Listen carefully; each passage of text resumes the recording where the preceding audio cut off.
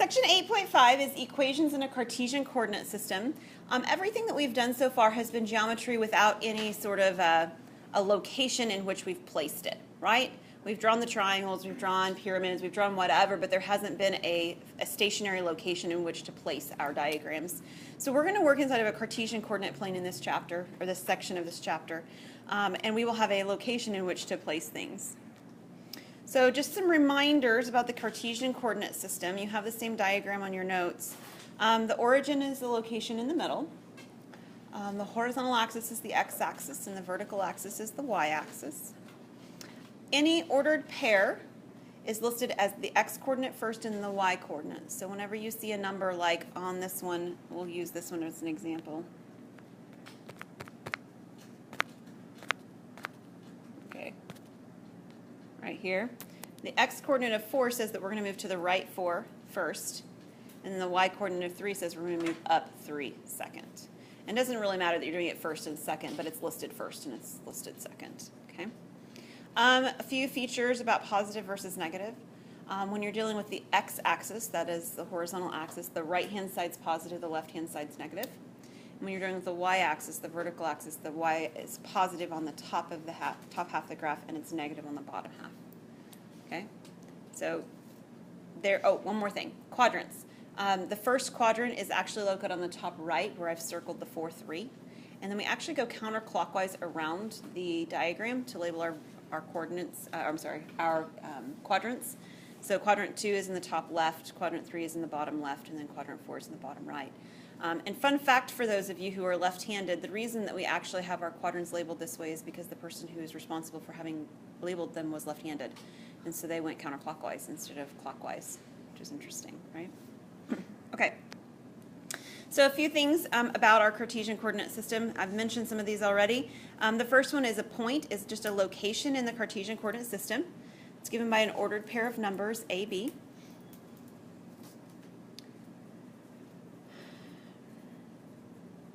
I don't know how to say that word. Does anybody know how to say that word?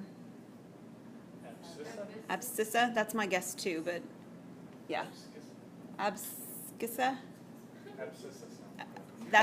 It's the x-coordinate. Okay, so that's the x-coordinate. It's the first coordinate of an ordered pair of numbers. And the second one is the ordinate. I can do that one, which is the y-coordinate of the ordered pair of numbers. It's the second one. And then the graph is the resulting picture if we were to plot all the points that satisfy a given condition. So for what we're working with, maybe we're dealing with lines or we're dealing with curves, but they have some sort of an equation, and it's all the points that would satisfy that equation. It is important to realize that when we talk about a graph, we're actually not talking about the axes. Okay, the x and the y-axis is not really part of the graph. It gives us a location by which to sort of judge where we are, but it's not actually part of the graph. Okay, the graph is the curve or it is the line. That's it. Two special types of lines are vertical lines. Do you see that word vertical? We get to practice spelling that one again. Vertical. It's the graph of the equation x equal a. And I sometimes, I'm going to tell you a mnemonic device to help you remember, but let me tell you why it actually is x equal a. If you take a look at that vertical line in blue, you'll notice that everywhere along that line is the same x value, 2. Correct? That's why it's called x equal to 2. Do you have a question, Lauren? Where's a at? X equals a? It's x equal a is the general form, so a can be any value. In this picture, it's 2. Yeah, it's 2 in this particular picture. Notice y can be anything along that blue line, yeah? The height can be anything you'd like, but the value x is always 2 along that line. So we give that line the name y, or x equals, I said it wrong even, x equals 2. Let me do horizontal lines, and then we'll talk about a mnemonic also that you can remember if you don't want to think about the details of it every single time. A horizontal line has the graph of the equation y equals b. And again, b is just any number. There's nothing special about b. It's just the value that you are at on your height. So along this blue line, it's the same y value everywhere, right? No matter where you are on that line, the y value is 3. So the equation of this line is y equal 3. Now, there's a fun mnemonic device that I have for you. I've been having issues with my pen, and I changed pens, and apparently I'm still having issues. All right, so the mnemonic device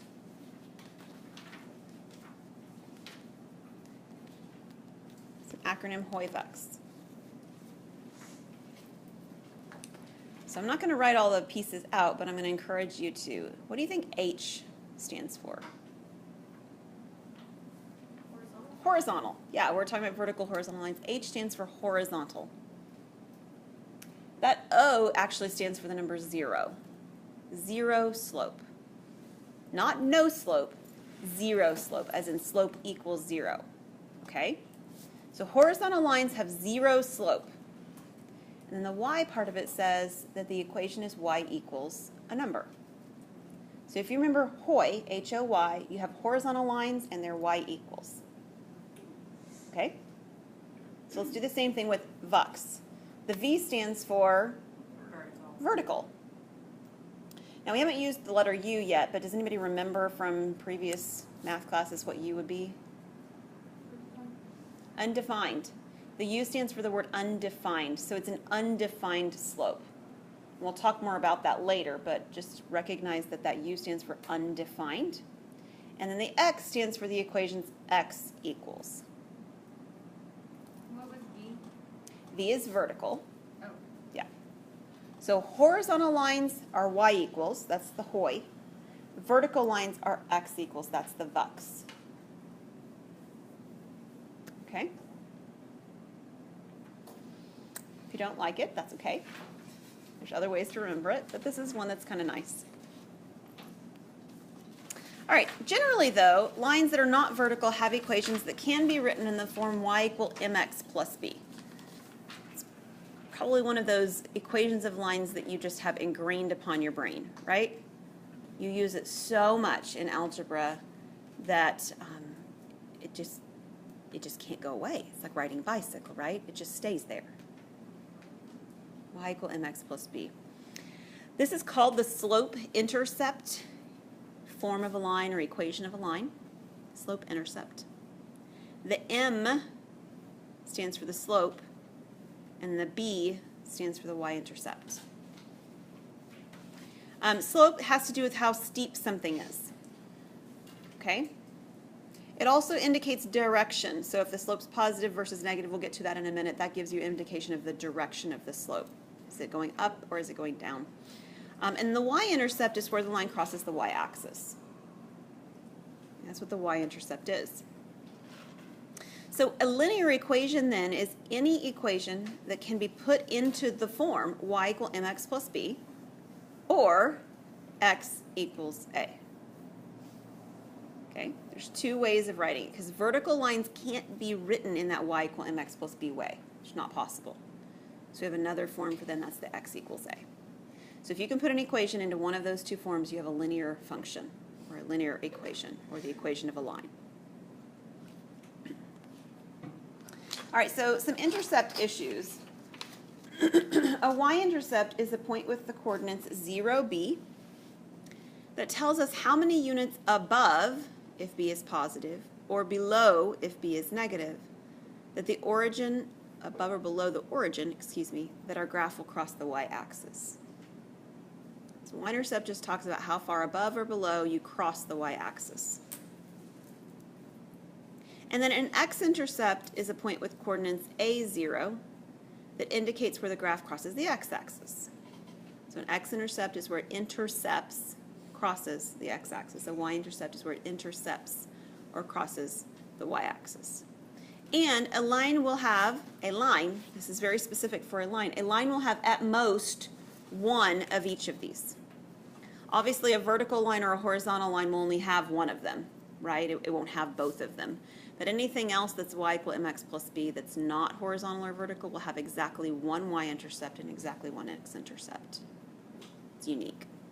Now that's unique to lines. If you had graphs of, say, like parabolas or circles or something like that, those statements would not necessarily be true, right? You could cross more than once with other graphs. This is true for a line. There's some features about slope. Slopes are the rate of change in y values in relation to corresponding x values. We're going to write the equation down in a second. But just thinking about some details about slope. If you have a positive slope, do you remember what the graph looks like if the slope is positive? It goes from left to right. Yeah, so I'm glad you actually mentioned that. We always read a graph from left to right just like we read our written English. Okay? So you're reading the graph from left to right. So if you're reading the graph from left to right and you have a positive slope, is it going uphill or downhill? Uphill. So this would be uphill.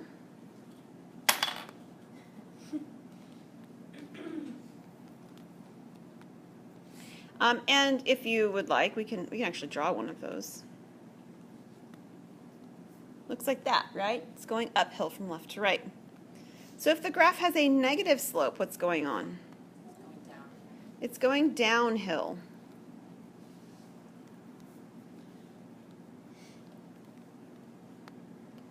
So from left to right. So this would be the downhill.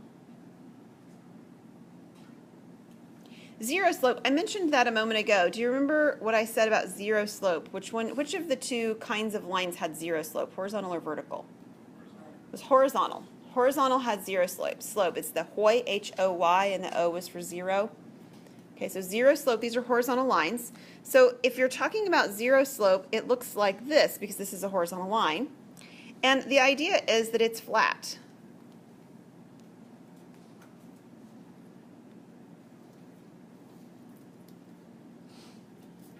Madison, this is the kind of one you want to run on, right? The flat surface?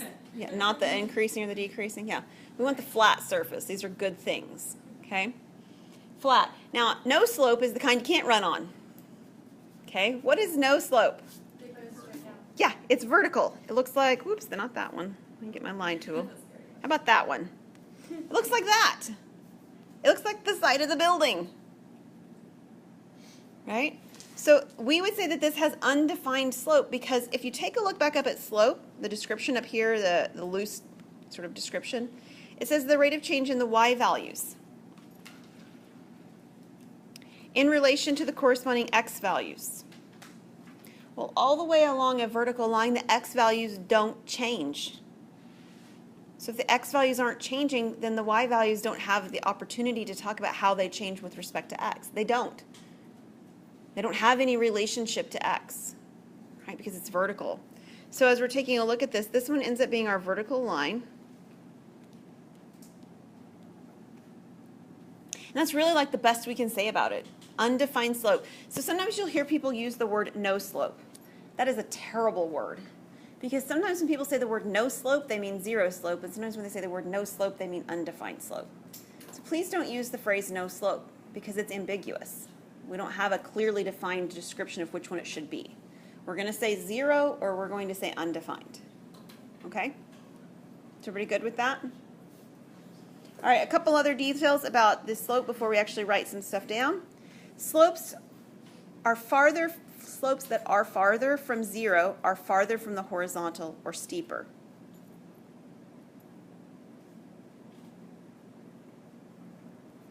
Okay, so bigger numbers are steeper slopes. If we're talking about the number 5 compared to the number 2, 5's bigger than 2, so 5's steeper than 2 as a slope. Okay, the bigger the number, the steeper the slope. And the same is true for negative. It just would be steeper going downhill instead of uphill. So a negative 5 slope would also be steeper than a negative 2 slope.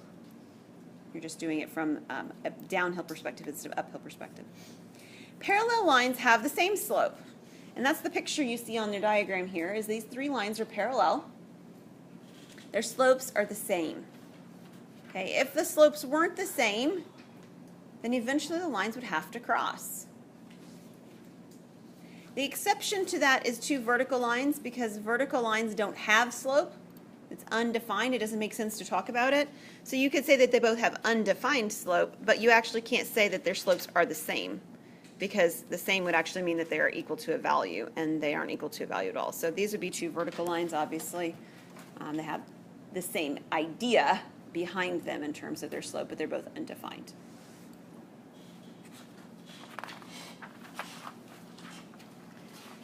All right, Slope formula. There's 3 formulas at the beginning and then 1 formula on the second line. This is a place where, depending on when you printed off your notes, will depend on whether or not you have the space at the top to actually write them all out. You might just have to like write up in the top margin. Slope is the change in the y values compared to the change in the x values. And that's actually what we wrote down over here, rate of change in y in relation to corresponding x, okay? So the change in the y values compared to, right, in a ratio with the change in the x values. Y values are vertical values, so it's the vertical change, divided by the change in the x values, which is horizontal, because x values represent a horizontal change. And you often hear this said as rise over run. Rise is how much you go up or down. Run is how much you go left or right. So if you're given 2 points, A, which is x1, y1, and B, which is x2, y2, and the slope m, the slope m of the line segment or the line AB, either way, is the equation y2 minus y1 over x2 minus x1. As long as x1 and x1 and x2, are not the same. So if x2 and x1 were the same, we'd actually have a vertical line. Okay, so we couldn't find the slope because it's undefined. All right. It's worth noting that this equation for slope has the 2's listed first and the 1's listed second. There's nothing special about that. I could just as easily write down that this is y1 minus y2 over x1 minus x2. And it would be just fine.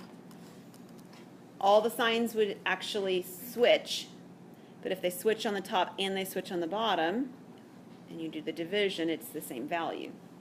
What is important is that you actually have the same value here, that is the subscripts of 1. Like this is an ordered pair. What's highlighted in red represents one of the ordered pairs. And then what's highlighted in blue represents the other ordered pair. The ordering of the subtraction doesn't matter as long as the order of the points corresponds between the numerator and the denominator. You guys are just aching for an example, aren't you? One more slide and we'll do an example. Slopes of perpendicular lines. Your book likes to define them in the first fashion. You've probably seen them written in the second fashion more frequently. Perpendicular lines are 2 non-vertical lines whose slopes m1 and m2 multiply to give you -1. 2 slopes that multiply to give you -1. Perfectly reasonable definition. There's nothing wrong with it. The only thing is that usually you think about it the way that they've written it underneath this, which says, in other words, the slopes of perpendicular lines are negative reciprocals of each other. So negative reciprocals, what does negative just means one's positive, one's negative. What does reciprocal mean? The fraction's flipped. So if one of them is A over B, then the other one would be negative, and then it would be B over A. So these would be the slopes of the lines if they were perpendicular. If you had just a single number, like let's just say it was 5, obviously the other one would be negative. And although it's not written here, we understand that this is 5 over 1, right? So when you do the reciprocal, you get 1 over 5. Now, thinking about this first description, do you see why it makes sense? If I were to multiply A over B times negative B over A, don't I get -1? Yeah, if I multiply 5 times -1/5, don't I get -1? Yeah, I do. All right, so we're going to do an example. We have a line given to us. The line we're given is y equal 2x plus 1. And we're given a point, -4, 2. And we're wanting to find a line that is perpendicular to the line we're given, and it goes through the point that's listed. So the first thing I'd like to do is I'd like to write down another equation of a line that we haven't actually put into this lesson yet. I think it comes earlier, like in 8.4 in this particular book. So that's why it's not showing up in here. But this line looks like this.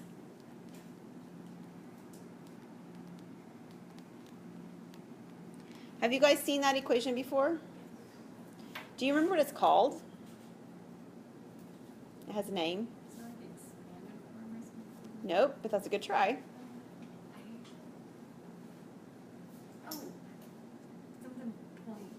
Yes, it's point slope form of a line. And the reason it is because you'll notice that it has a point here, right? X1, Y1, and it has the slope in it as well. So this is called the point slope form of a line.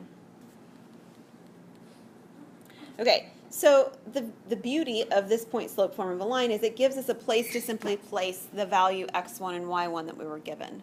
So this value over here, what is the x value? Yeah, -4. So in my equation I have minus a -4. What will minus -4 be? It'll be +4. And then I also have the y coordinate, excuse me, which is 2. So this will be y minus 2. Okay, so that's the point that they gave me. Next I need to get a slope. But the slope that I write in here needs to be perpendicular to the original slope given. So what's the original slope? That is, what's the slope of this line? Okay, so it's not 2x, it's just 2. All right, so the slope right here is 2. But we want a slope that's perpendicular to that.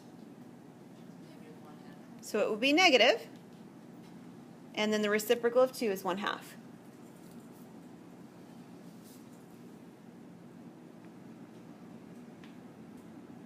Now the expectation is that you're going to take whatever line you've got and you're going to then solve it for y equals. Okay, so that's what I'm going to expect you to do when you're dealing with lines, is you get it into the form y equals. So we're going to, the very first, distribute that -1/2. All right, so what's negative, well, this one's easy, -1/2 x, right? I was about to ask the next one. What is -1/2 times +4? We already said that this is positive. It's -2. 1/2 times 4 is 2, and it's negative because I have a negative on the outside and a positive inside. And then what's the last thing that I need to do? Yeah, the 2 that's on the left needs to be moved to the right. So I have y equals from the left. I have -1/2 x on the right. And then what happens? Interestingly enough, this one canceled out. Would it have to do that? Well, no, it wouldn't. But is it okay that it did? Sure, absolutely okay. So this is our equation of our line. It's perpendicular. I know it's perpendicular because the slopes are correct, yes? This slope and the other slope, if I multiply them together, I get -1. How could I check to make sure it really goes through that point I was given, -4, 2? You could draw it. That's true. What else could you do? There's several things. You could put in some numbers to both the equations. Yeah, do you know which specific numbers you might want to put in, Madison? No? Is it the numbers for the point that we're given? Yeah, the numbers for the point that you're given. If you plug in x equal -4 into this equation, do you get y equals 2? Yeah, you definitely do, because -1/2 times -4 is 2. So you can check it by simply plugging in the point that you're given. You could also put in your calculator, graph it, you could trace, that would be an option.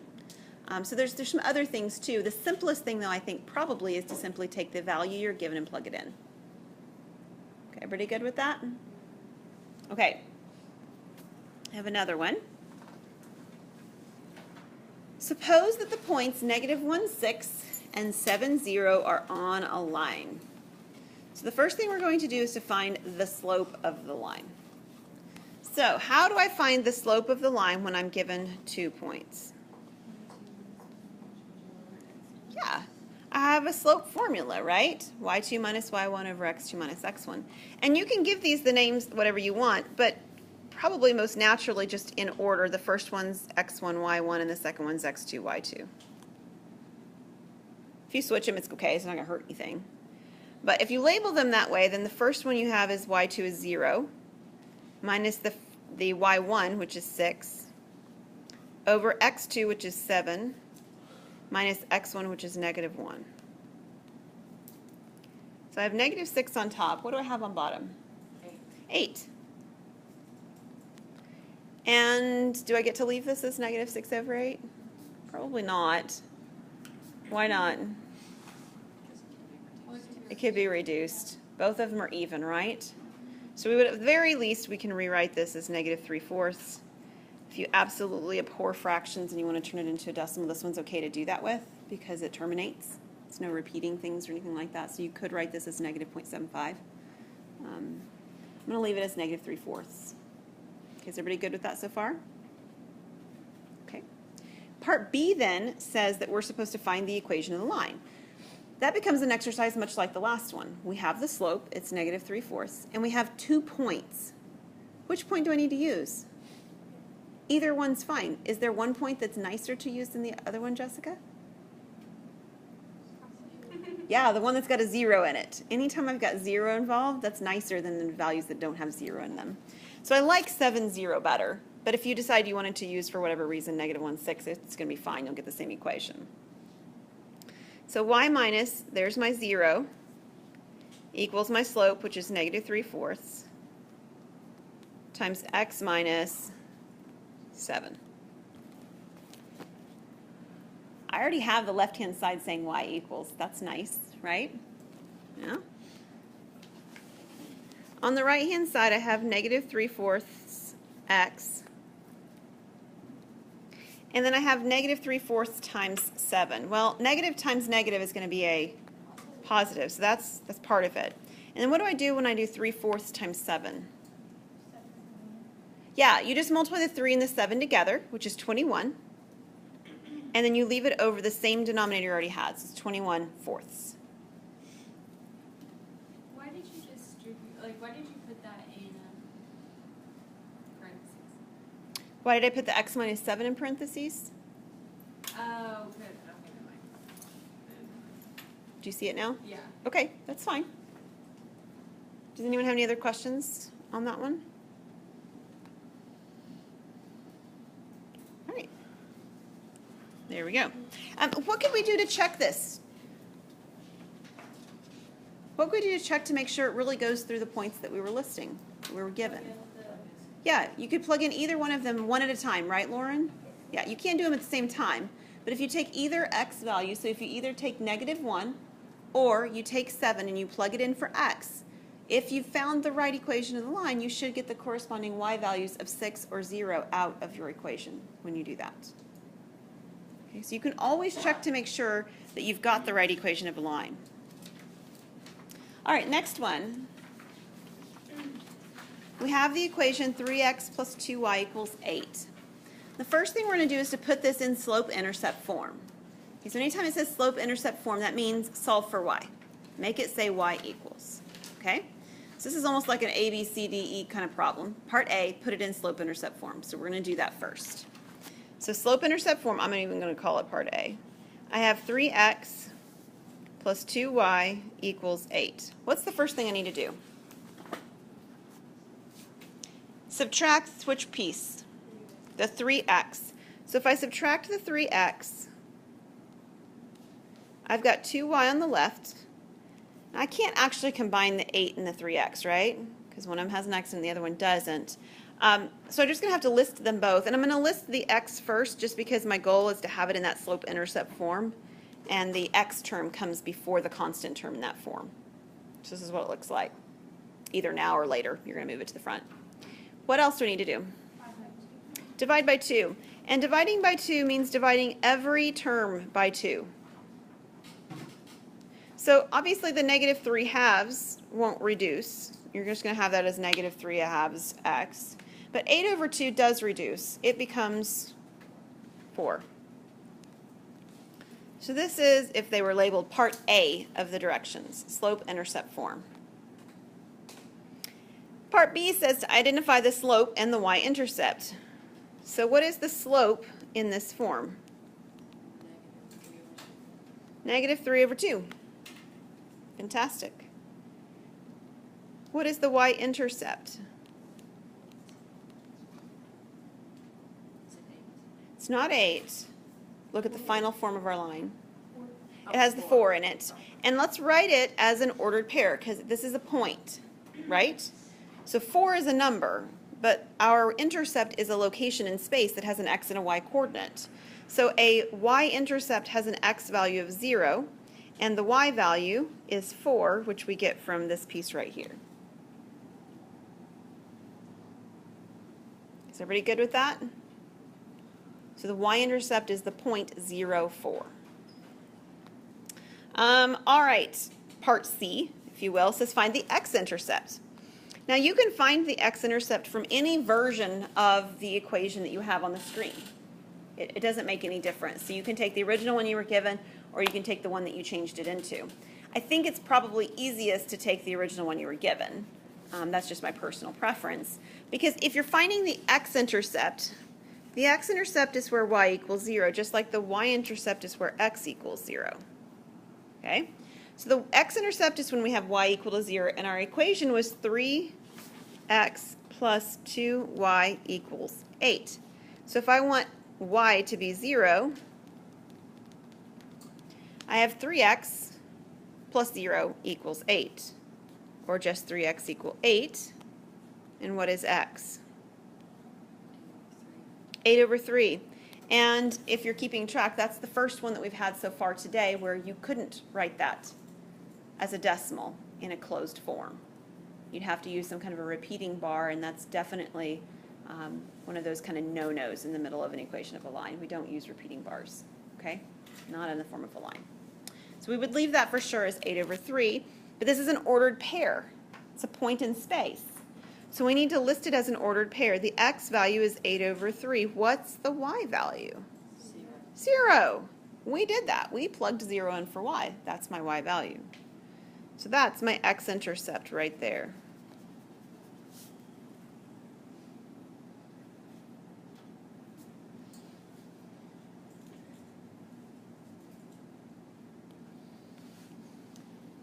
All right, I slid that over a little bit so that we'll have a place for doing part D. What does part D, if you will, of this direction say? Draw a graph. And there are lots of ways to draw a graph. The first thing we need is an xy coordinate axis. One suggestion that I have is I would use the y-intercept. It's such a nice value, 0 and 4, right? It's easy to plot. So x equals 0 means you're on the y-axis, and I mean to be up 4. So I'm going to mark mine off in halves. This is 1, 2, 3, and 4. So my x-intercept, or my y-intercept is right here at 0, 4. You can do one of two things next. You could plot the y-intercept. The x-intercept. We already plotted the y-intercept. You could plot the x-intercept, which is at 8 over 3, 0. 8 over 3 is almost 3, right? 9 over 3 would be 3, 8 over 3. It's just a little bit shy of, it's between 2 and 3. So you could plot that and you could connect your points together. That's a totally legit way to do it. Another possibility is that you could use the slope to do it. I'm going to show you how to use the slope to do that because I think it's just nicer to have integer values. So I tend to work with the integer values when I can. The slope here says it's negative 3 over 2. Well, since it's negative, we talked about it means you're going downhill.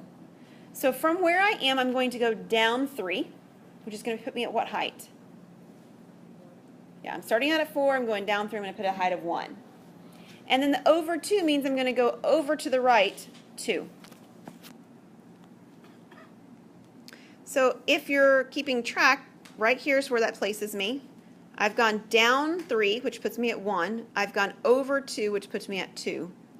And if I connect these two points with a line, that will be the line that I'm after. And you'll notice along the bottom that it is in fact crossing between 2 and 3 along the x-axis, as we expected it would. Could you confirm this with a calculator? Sure, no problem. You could confirm that with a calculator. Oh, I'm sorry. Yes, it would. Just wrote them backwards. Thank you so much. We'll fix that. 2, 1. X is 2, y is 1. Thank you. All right, any questions on that one? All right, we have one more example. And we'll stop after this one. All right, example number 4. Find the equation for the line containing 3, 5, it's an ordered pair, 3, 5, that is perpendicular to the y-axis. Now, perpendicular to y-axis, what kind of line is this going to be? It'll be a horizontal line. So far, so good? So I'm going to sketch this just to kind of give you some perspective on why I'm saying this is going to be what I'm saying it's going to be. You don't have to necessarily graph this if you're catching it and that's okay with you. I don't have to see this graph. But the point was 3, 5. So here's 1, 2, 3. 1, 2, 3, 4, 5. My ordered pair, 3, 5, would be right here. And you guys just told me that this I'm supposed to be drawing is supposed to be a horizontal line, and it's a horizontal line because it's supposed to be perpendicular to the y-axis. So this is my horizontal line that this is describing. What is the equation of that line? Y equals 5. There's several ways to think about that. One way to think about it is this is horizontal. So it's going to either be that x equals or that y equals. Which one is the same all the way across it? Is it the y that's the same all the way across, or is it the x that's the same? It's the y. Y tells me how far I am away from the x-axis, right? And this one's constantly away from the x-axis by 5. So you can think about it that way. The other thing you could remember is you could remember Hoyvek's, right? Horizontal lines have 0 slope and they have equations y equals. So since this one is horizontal, it has to be y equals. Why is it y equal 5? Because all the y values are equal to 5. Why? Because it's not moving up or down. It's How do you know it from the slope is 0. how do you know it from the directions of the problem, Brendan? It's perpendicular to the y-axis, and the y-axis is a vertical line. Okay, but why is it through 5? Oh, because it gives us a point. Yeah. 5. It gives us the point 35, right? That's where I'm getting the 5 from. It's from the point they gave us.